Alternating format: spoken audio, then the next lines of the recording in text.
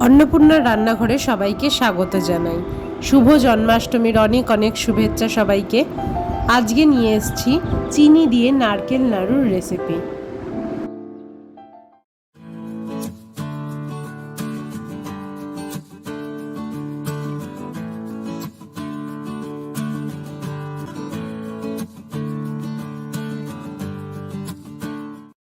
नमस्कार बंधुरा, अन्नपूर्णार रान्नाघरे आपनादेर सबाइके स्वागत। आज के आमी आपनादेर देखाচ্ছি चीनी दिए नारकोलेर नाड़ू। आगे आमी माला थेके नारकोलगुलो छाड़िए निয়েছি, नारकोलगुलो एर थेके छाड़िए निয়েছি टुकरो टुकरो करे। एबार मिक्सिते पिषे नेब भालो करे। मिक्सिते पिषे तारपरे चीनी दिए नाड़ू बानाबो। देखुन आमी नारकोलटाके मिक्सिते पिषे निয়েছি, एक शुकनो नारकोलटाके এইভাবে পিষে নিয়েছি, যেরকম আমাদের কুড়ুনি দিয়ে কুড়ালে হয় সেরকমই হয়েছে। এবার আমি আপনাদের বলবো নারকোলের নাড়ু কিভাবে হবে। তার জন্য আমি গ্যাসটা মিডিয়ামে দিয়ে কড়াই বসিয়ে নিয়েছি। অল্প সামান্য একটুখানি ঘি,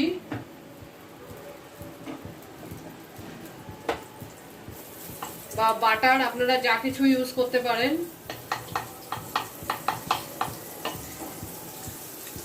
আমি দুটো ছোট এলাচ বা সবুজ এলাচ গুঁড়ো করে নিয়েছিলাম, ওইটা দিয়ে দিচ্ছি। গ্যাসটা কিন্তু আমার মিডিয়ামে আছে। আমি নারকোলগুলো দিয়ে দিচ্ছি। আমি 3টে বড় সাইজের নারকোল নিয়েছিলাম, আপনারা কম বেশি যেমন যেরকম দরকার সেরকম নিতে পারেন। নারকোলের নিজস্ব দুধ এবং তেল দুটোই আছে, তাই নারকোলের মধ্যে আমাদের জল দেওয়ার কোনো প্রয়োজন নেই। গ্যাসটা কিন্তু একদম লো বা সিমে রাখতে হবে। 3টে বড় সাইজের নারকোলের জন্য আমার 900 গ্রাম চিনি লাগবে। মানে একটা নারকোল যদি আপনারা করেন বড় সাইজে, তাহলে আপনাদের 300 গ্রাম চিনি লাগবে। এবার আমি 3টে যেহেতু বড় নারকোল নিয়েছি, তাই আমার 900 গ্রাম চিনি লাগবে। আমি চিনিটা দিয়ে দিলাম। চিনিটা কিন্তু একবারেই দিয়ে দিতে হবে।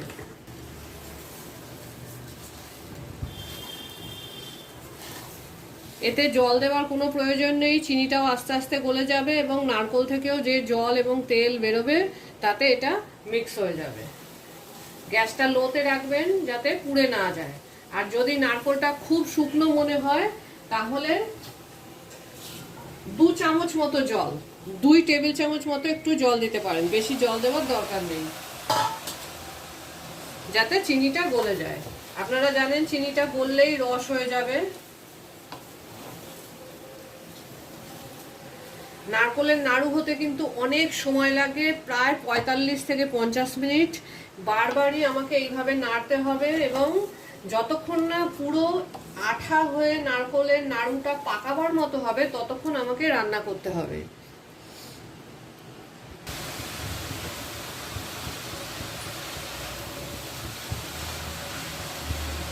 আমার চিনিটা গলতে শুরু করেছে, তাই আমি গ্যাসটা মিডিয়ামে করে দিচ্ছি।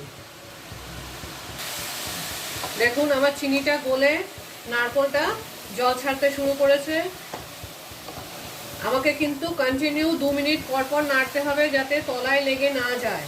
এইভাবে পুরো চিনিটা গলে নারকোলের সাথে মিশবে এবং আঠা হয়ে যাবে পাকানোর মতো।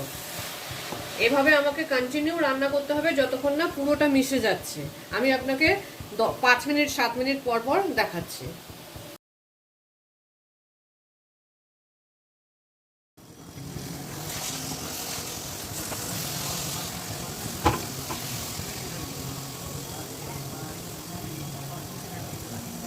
দেখুন আমার নারকোলটা দিয়ে জল বেরোতে শুরু করেছে, চিনিটাও গলে গেছে, একটু রস রস হয়ে গেছে। এইবার এটা আস্তে আস্তে শুকোবে এবং আমাকে কন্টিনিউ নাড়তে হবে।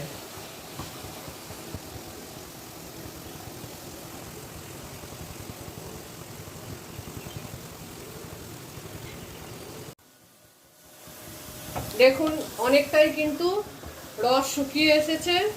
এবার আস্তে আস্তে এটা আঠা হতে শুরু করেছে বা শুকোতে শুরু করেছে, কিন্তু যতক্ষণ না পাকানোর মতো আঠা হচ্ছে ততক্ষণ কিন্তু আমাকে এইভাবে নাড়িয়ে রান্না করে যেতে হবে।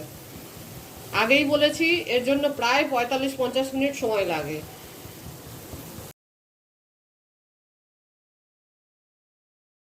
দেখুন অনেকটাই শুকিয়ে গেছে।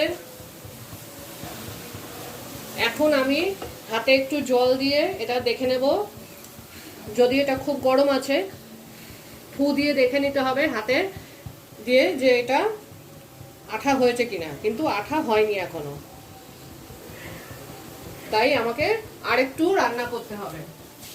আর যদি মনে করেন একদমই আঠা হয়নি এখনো, শুধু নারকোলটাই শুকিয়েছে, তাহলে আপনি প্রয়োজন মতো আরো 1 কাপ মতো চিনি দিয়ে দিতে পারেন। দেখুন এটা একদম অনেকটাই গুটিয়ে গেছে, জড়ো মন্ডমত্ত হয়ে গেছে। আমার মনে হচ্ছে এবার পাক হয়ে যাবে। এবার আমি একটা থালায় একটুখানি ঠান্ডা করে একে দেখবো হাত দিয়ে, যাতে এটা পাকানো যাচ্ছে কিনা। কড়াইতে খুবই গরম, গ্যাসটা কিন্তু আমার সবসময় মিডিয়াম বা সিমে ছিল, কখনোই ফুল করে দিইনি। একটু ফু দিয়ে দেখতে হবে। দেখুন আমার নাড়ুটা কিন্তু পাকানো যাচ্ছে, তার মানে আমার নারকোলটা হয়ে গেছে। এইবার আমি গ্যাসটা নিভিয়ে দেব এবং এটাকে নামিয়ে একটা পাত্রে একটু ঠান্ডা হতে দেব, যাতে পাকাতে সুবিধা হয়, না হলে হাতে খুব গরম লাগবে। আমি একটা পাত্রে নামিয়ে নিয়ে এসেছি। নাড়ুটা কিন্তু আমাকে গরম গরমই পাকাতে হবে। একটু ঠান্ডা হতে দিয়েছি যাতে এটা হাত দেওয়া যায়, কিন্তু নাড়ুটা কিন্তু খুব ঠান্ডা হয়ে গেলে চিনিটা নারকেলটা ঝরঝরে হয়ে যাবে, তাই আমাকে গরম থাকতে থাকতেই পাকাতে হবে, কিন্তু একটু ঠান্ডা হতে দিয়েছি। মিনিট 2-3 ঠান্ডা হলেই আমি নাড়ুটা পাকাতে পারবো।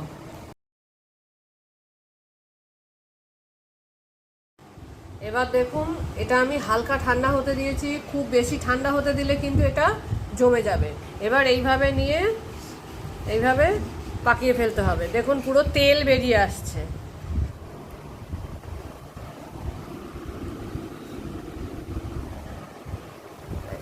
খুব তাড়াতাড়ি এইভাবে করে ফেলতে হবে।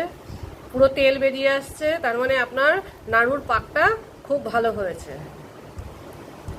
এটা কিন্তু একটু গরম গরমই করতে হবে, ঠান্ডা হয়ে গেলে শক্ত হয়ে যাবে, তখন কিন্তু আর পাকানো যাবে না। দেখুন এইভাবে আমি আমার সব নাড়ুগুলো পাকিয়ে নেব। চিনি দিয়ে নারকেল নাড়ু তৈরি। আপনারা বানান, খান এবং কমেন্ট করে জানান আমাদের যে আপনাদের কেমন লাগলো। আর যদি ভালো লেগে থাকে তাহলে আমাদের চ্যানেলটাকে লাইক করুন, শেয়ার করুন ও সাবস্ক্রাইব করুন এবং বেল আইকনটা প্রেস করতে ভুলবেন না।